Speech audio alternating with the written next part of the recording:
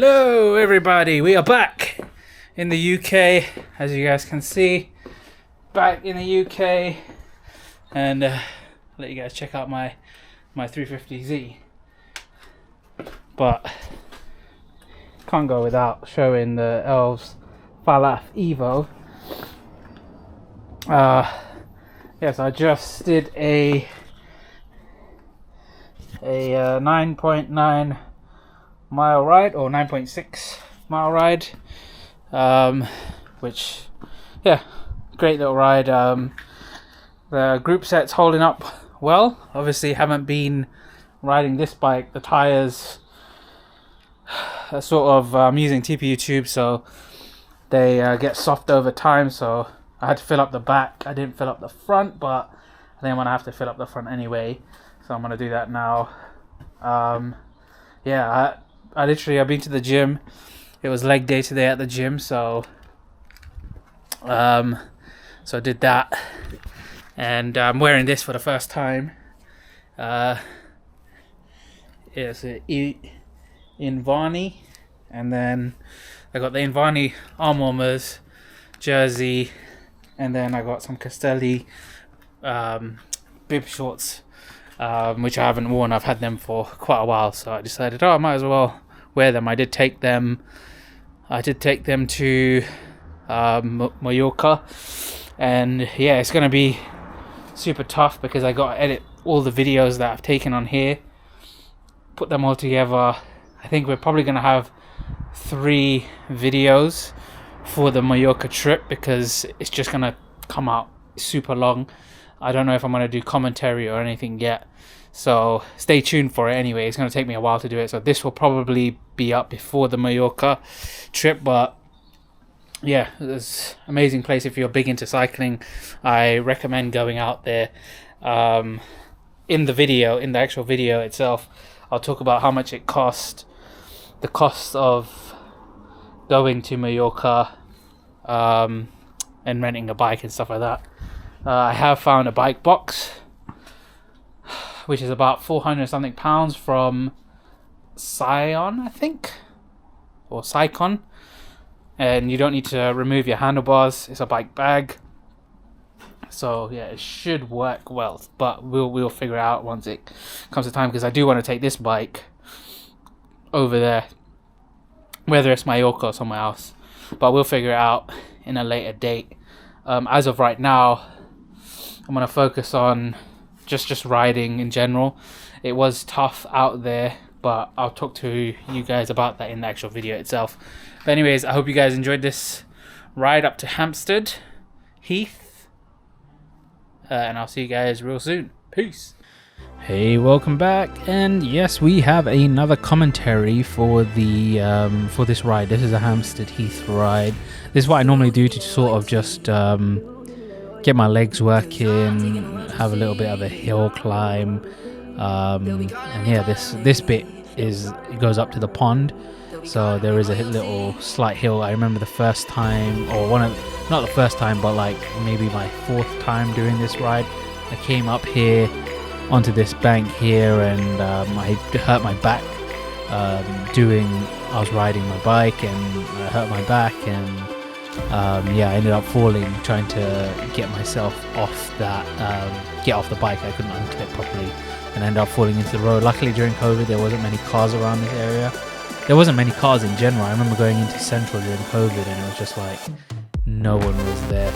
By the way, I've got a cycle fit potentially happening real soon, so I'm trying to get this bike like literally perfectly fit for me. So this is the Elves Falaf Evo, which was obviously bought directly from Elves. I need to start using this bike more because it's just so fun to ride.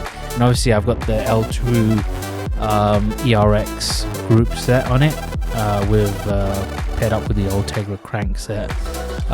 So yeah, I'm literally looking to just use this bike more. The hoods on the l-twoo ERX aren't great. Obviously I'm used to Shimano and I have to get used to this. I don't know what I need to do to get used to this. It feels like it's a bit more pointed, so it sort of digs into your hands, especially when you brake. So I need to figure that out. And obviously, the Mallorca trip, amazing. I'll talk more about it in the actual video. There's going to be 3 videos. We did 3 different rides, and obviously all 3 of those I recorded on 2 cameras on my GoPro, which was at the front of the bike that we hired, and then the DJI, which was mounted to my chest.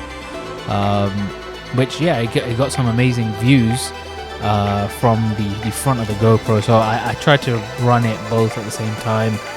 On the second ride that we did, second or third, well, actually it might be 4 videos that might go out.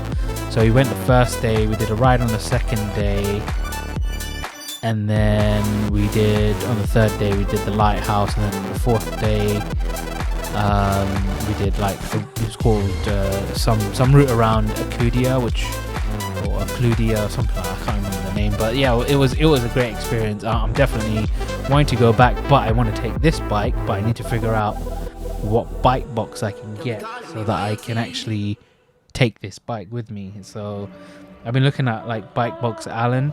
A lot of people have suggested using that. However, there is a potential of renting one out for £50 for a week, and I can go out for 5 days and just have the bike box with me, and hopefully I'm able to sort of figure out how to pack the bike in the box. Obviously you just got to take the wheels off. It's a definitely experience that I think everyone should potentially try and do, especially if you're into cycling like I am. Trying to cycle outside of the UK, if you're based out here, it's an amazing experience. I have ridden in Miami, so I have ridden on the other side of the road. Miami seemed to be, I was in South Beach, but it seems like it's a fairly friendly city, but obviously you don't see as many cyclists as you would hope to out in Miami. With the weather being amazing, I think that it's probably one of the best things that you can do in Miami. I did ride in 40-degree heat in Miami, which was kind of crazy, but at the end of the day it was what it is. I had fun riding up towards the bridge that goes over to Fort Lauderdale, and then I came back, which made for a good ride. I tried to ride along the beach, but not on a road bike, it doesn't work. On a gravel bike maybe it might work. But as you guys can see here, look what I do. So this is something that I'm guessing, I don't know how many cyclists would do this, but this is what I do. So if I see something ahead, so like this guy in the red, he's crossing on a zebra crossing. On a bike you still have to stop, or you're supposed to stop. But as you guys can see there, I hit the brakes, slowed down a little bit, let the guy cross, and I didn't have to stop, I just kept going. So that's one thing obviously that comes down to riding in London. A lot of cyclists don't really know, they pretty much don't know the highway code. That's why they run red lights. I run red lights too. However, I do it for the simple reason because I don't want to unclip, I don't want to waste my energy. If it's clear to go, if there's no one crossing, if there's no cars coming, then I'm gonna go. Especially if it's a green light for pedestrians and there's no pedestrians there, I'm gonna go, because also I'm keeping myself away from the cars and I'm just giving them that extra little bit of space, because the cars are obviously going to catch up to you, but you don't want to be right next to them all the time. So especially when you leave, you want to try and get out a little bit earlier than the car, just so that you've given them a little bit of extra room. Because remember, these roads aren't built for bikes, they're built for cars, right? And obviously this road, which is Edgware Road, this used to have like trams on it or something like that, and obviously you got a bus lane. So if you're a cyclist, use the bus lane. I'm using the right hand side of the bus lane just because the middle of the bus lane and towards the left of the bus lane there's a lot of like holes, potholes and stuff like that, and I don't want to go over loads of potholes and stuff on this bike because it would just mess up the wheels, and probably like de-true them, so I'd have to end up getting them trued again. So yeah, I know this area quite a bit, so if there is a red light I can sort of gauge my way through it. And obviously the people that I know that ride this area don't really do it. And look at this guy, he's got a fucked leg, most likely because he was being an idiot and crossing the road without looking. To be honest, I should have just went straight up to him and stopped, but yeah, I have actually hit someone while riding on this road, going the opposite direction. I was riding in the bus lane. Some lady decided to pull out in front of me, or not pull out, but walk out in front of me, but she was looking left instead of looking right, and I ended up smacking her. And it was like when you run someone over in GTA, that's what it looked like. And I was in shock, and I was like, what the hell just happened?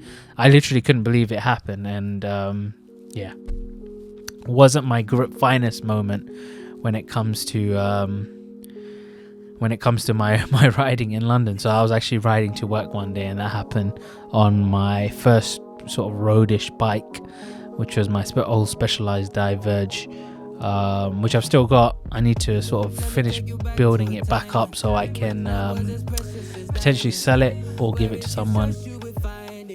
So yeah, I've had a lot of fun riding around London, and definitely want to keep riding around London, but also trying to ride outside of London as much as I can, because some of the roads outside of London are if not better than the roads in London. You know, the roads actually in Mallorca were actually really good, and you'll see that in the videos to come. Hopefully you guys remember to hit that subscribe button. Make sure you're ready for more content. I guess there's obviously going to be 4 videos for Mallorca, potential commentaries. I don't actually know as of right now, because I haven't even started editing those videos. I haven't even finished uploading them onto my laptop so I can start work on them. But anyways, I hope you guys enjoyed this. I'll see you guys real soon. Peace.